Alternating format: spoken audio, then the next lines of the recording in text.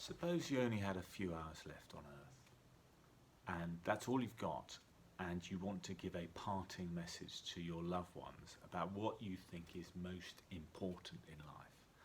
What would you do? Would you say something? Would you write it out as a poem? Would you sing a song?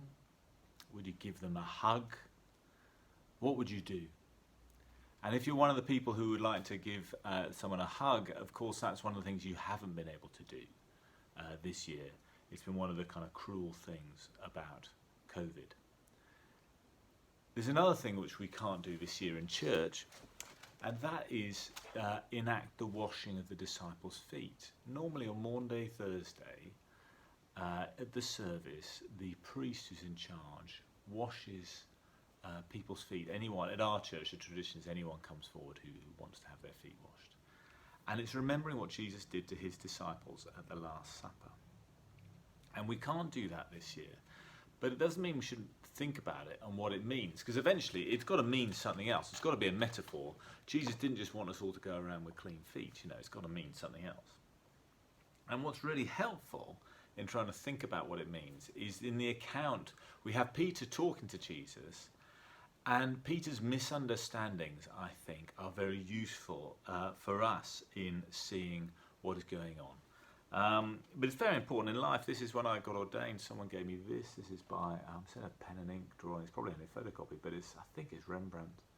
And you can see there's Jesus and a slightly puzzled disciple. So the story goes in the gospel that Peter says, well, I must wash your feet. And Peter says, no, you can't do that. And Peter's puzzled because he knows, and it's been made clear, that Jesus is God's earthly representative. So how can God's earthly representative be the one who's doing the foot washing? The person who washes feet is like a menial servant or a slave or someone of very low status. That cannot be right for the Messiah to be doing that. So Peter says, no. And Jesus says, yes, I'll do that. And then Peter's not finished. He's doggedly determined, but he re-understands it in a way that he can make sense of it. So what he says is, okay, you can wash my feet as long as you wash my head, my body, and everything else as well. And I think in this, he's trying to turn it into a sort of ritual cleansing. Yes, okay, I'm unclean. You want to make me clean. Well, let me make me completely clean. And we still have that image in like full immersion baptisms, and it's an important image, but it's not what Jesus wants. And Jesus says, no, I'm not doing that.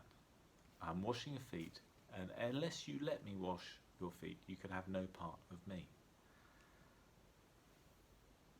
Ultimately, washing someone's feet is an act of deep service and love.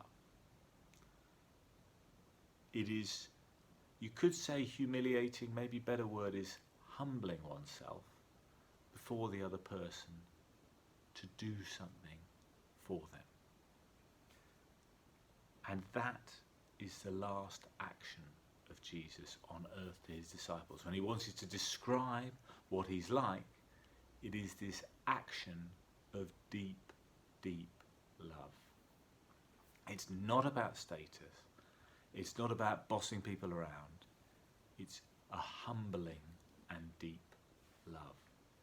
And at its best, even in the pandemic, that's what we've seen. People serving each other. An act of deep, deep love. Now, it's not easy. I'm not saying we always achieve it. It's much easier, really, to be nice to the people who are nice to us, to hang out with the people who are from a similar social circle, who maybe have a shared interest. Yeah, fine. That's easier, but that's not it either. Because as well as doing what he's doing, you've got to think about who he's doing it to. And at the point when he washes all their feet, he washes all 12 disciples' feet. Yes, even Judas. So there is Judas, who's the one who's about to betray him. The Judas who's the one who's going to cause his death. But Jesus washes his feet too. So it's not just deep, deep love. It's deep, deep love for everybody. Not just the people for whom you have a personal connection, the people you find it easy to get on with. It is for everybody. And that is the Christian message. And you know what? it is the message I want to sign up to. I'm not saying I always achieve it. I'm not saying I even often achieve it. But as the ideal of what I really think life's about, it is about that.